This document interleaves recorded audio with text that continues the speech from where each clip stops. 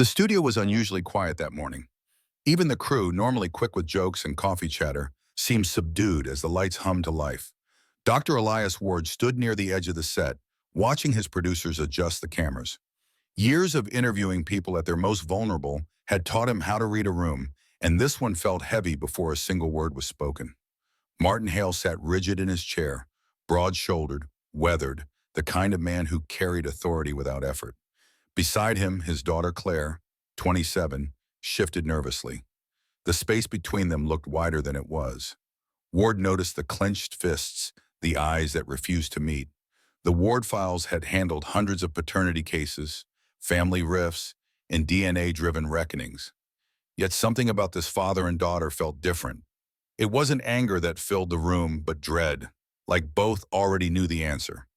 When the cameras began rolling, Ward's voice carried its usual calm authority. "Today's story," he said, "is about truth and how sometimes the hardest part isn't discovering it, but living with it afterward." Martin didn't smile. Claire stared at her hands. Ward turned to the father first. "You reached out to us," he said. "You've had doubts about Claire's paternity for some time. Tell me what led you here." Martin exhaled through his nose.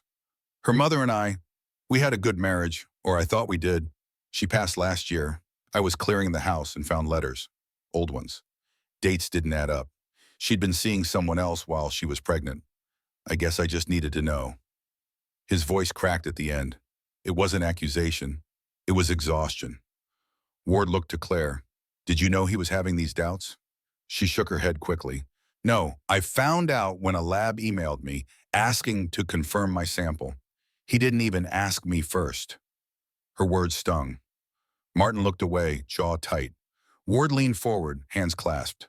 "I understand how painful this is for both of you. But whatever the paper inside that envelope says, it doesn't erase the life you've shared. Biology defines connection only by blood, not by memory." Martin gave a short, humorless laugh. "That's easy for you to say, Doc." A producer stepped forward with a small envelope sealed in transparent plastic.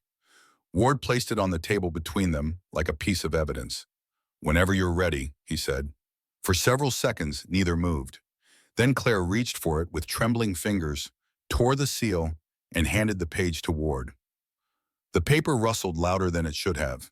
He scanned the lines, his eyes slowing halfway down. "The test indicates a 0% probability of paternity," he said quietly. Claire covered her mouth. A soft, broken sound escaped. Martin stared straight ahead, unblinking. No one spoke. Even the cameras seemed to hesitate. Ward had seen tears, denials, storms of rage. But Martin's stillness frightened him more. It was the silence of a man whose world had stopped turning. "That can't be right," Martin finally said. "We used your lab." "Run it again?" Claire reached toward him. "Dad, don't," he snapped, then immediately looked ashamed. "I'm sorry. I can't." Ward studied the report again. Something caught his eye. Two sample code odds. One listed Subject A, Claire Hale. The other read Subject B, unknown male. He frowned. "Claire, who collected the samples for this test?" "I did," she whispered. "I sent mine and his." "Did you send anyone else's?" Her silence answered him before her words did. Her eyes darted away, her shoulders folded inward. "Claire Barzy," Ward said softly. "Who else's DNA did you send?" She swallowed hard. "Mom's, and someone else's." "Who?" Her voice dropped to a whisper. "My uncle." Ward's pen slid from his hand and hit the floor.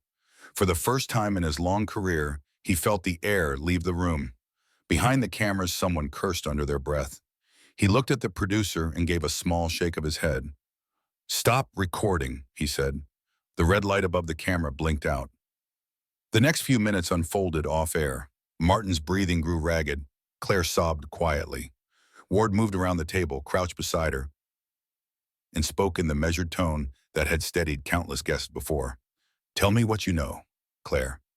We can handle the rest later, but you need to speak now." She wiped her eyes, mascara smearing. "Mom told me once that Uncle Ray was the only person who visited her in the hospital when I was born. I didn't think anything of it until I found a photo, one that looked like he was holding me like a father would. I needed to know the truth. Martin stood, fists clenched. My brother? His voice cracked on the word. You're telling me my own brother? Ward reached out a hand, a gesture both caution and empathy. Martin, please. Sit down. But the man was already walking away, muttering, I can't listen to this. Ward looked at Claire, who seemed smaller now, a child lost in grief. You didn't do this to hurt him, did you? He asked. She shook her head violently. No, I just wanted to know where I came from. Ward followed Martin out of the studio and into the dim hallway that led to the green room. The air smelled of coffee and static from the monitors. Martin stood facing the wall, palms pressed flat against it, as if holding the building upright. His shoulders trembled, though no sound came out. Martin, Ward said quietly, you don't have to go back in there right now. The man turned. His eyes were red, but dry. How long have you done this show, Doctor? Almost 15 years. Then you know when people lie. Ward didn't answer. Martin nodded to himself. Then you saw it too. She wasn't surprised. She knew. She suspected, Ward said. But that doesn't mean she understood the consequences. Martin sank onto a couch. I spent 27 years trying to be the man I thought my family needed. I worked doubles, missed birthdays, did everything right. And it turns out I was raising someone else's child because my own brother, he couldn't finish. His hands came together, fingers locking as if in prayer. Ward sat opposite him. When betrayal hits this deep, the mind searches for logic. But there isn't any that makes it easier. You loved her as a father. That's a truth no test can erase. Martin's laugh was brittle. You sound like a priest. I'm just trying to keep you from burning down everything that's left. A knock interrupted them. The producer leaned in, whispering, Dr. Ward, the uncle's here. Ward blinked. Ray Hale? The man nodded. Claire called him earlier.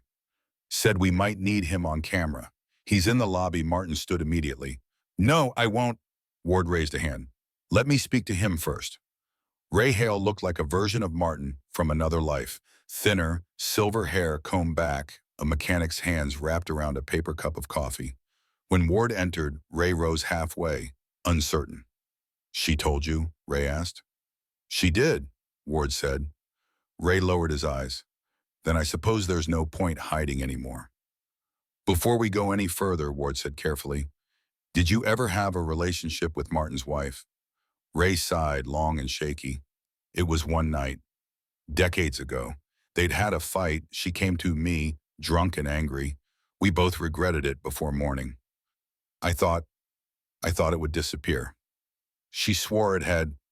You never wondered about Claire? She looked like both of them, Ray said. I convinced myself it didn't matter.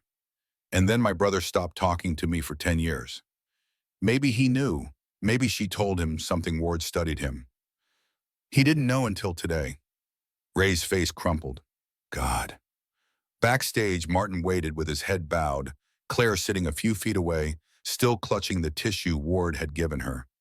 When Ray entered, she looked up, startled, then guilty. Martin didn't move. For a moment, no one spoke. Then Ray said softly, I'm sorry, Marty. The words hit like a physical blow. Martin's head rose slowly. Sorry? That's all? There isn't a word big enough for what I did, Ray said. I've carried it every day since. Martin took a step toward him. Ward tensed, ready to intervene, but the blow never came. Martin simply stood there, staring, voice low. You look at me in the eye every Christmas. You held her when she was born, and you never said a damn thing. Ray's shoulders shook. I told myself telling you would only destroy what you had. You destroyed it the moment you touched her, Martin said. Claire let out a quiet sob. Stop. Please, Martin turned to her, anger softening into pain. You shouldn't have been the one to find out this way. I just wanted to understand, she said. You both deserve to know. Ward stepped between them, speaking gently but firmly. Right now, everyone's standing on the edge of something they can't undo. There's no right move except to breathe and stay upright. Martin, Claire, this show isn't about punishment. It's about what you do next. The room was silent again. Crew members lingered at the doorway, unsure if they should be filming. Ward motioned for them to leave. When they were alone, he said, Families survive worse when they decide that the truth is a beginning, not an ending. Martin looked at Claire.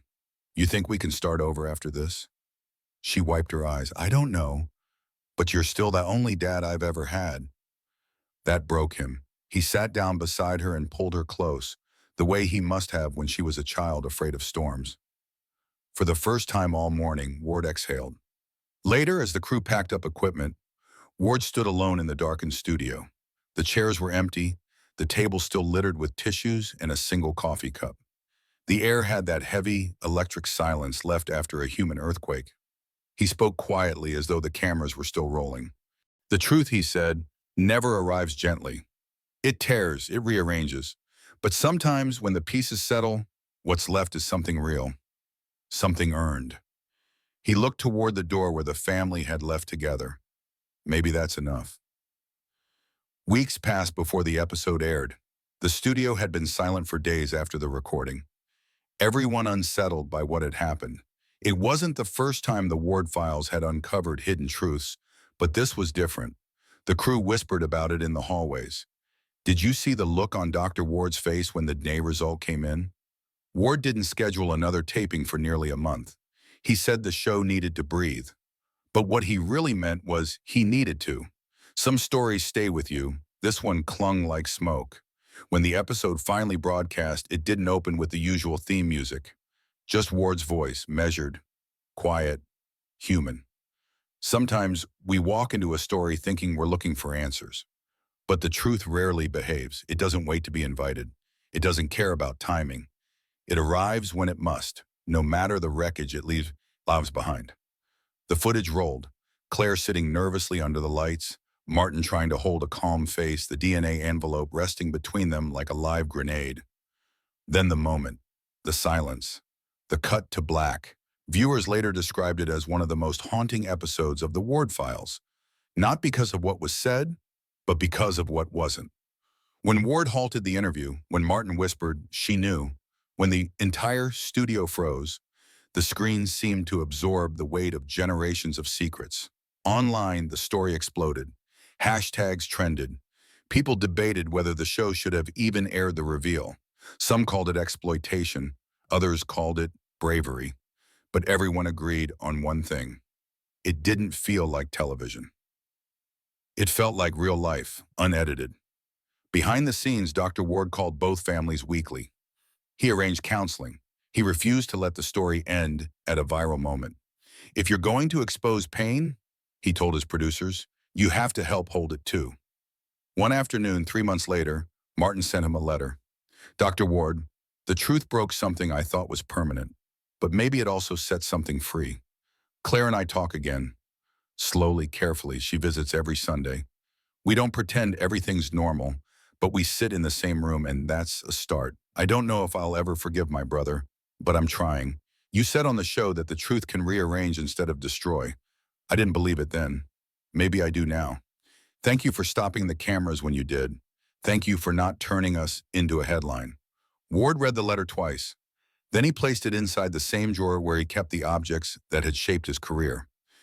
A wedding ring from a widow who'd found peace, a small toy car from a boy reunited with his father, and now this letter from a man learning how to rebuild. That evening, he returned to the empty studio. The floor lights were off, the air cold, the stage dark except for one pool of white around the chairs where the family had sat. He stood there for a long time before sitting in his own chair. The cameras weren't rolling, but his voice filled the space anyway. When people think of truth, they imagine light. But it doesn't always feel that way. Sometimes truth arrives as fire. It burns the illusions we live inside. It takes everything comfortable and sets it on edge.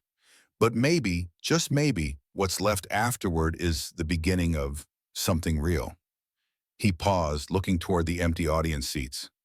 People think my job is to ask questions, but really it's to sit in the silence after the answers, because that's where the truth lives. Not in what's said, but in what lingers. Ward stood, straightened his jacket, and walked off stage. The single spotlight dimmed, fading to black. And for a long time after that episode, viewers remembered not the DNA test, not the scandal, not even the heartbreak, But that moment when Dr. Ward stopped the interview, because sometimes the most powerful thing a person can do is stop. Stop the noise. Stop the performance. And let the truth, no matter how painful, finally speak for itself.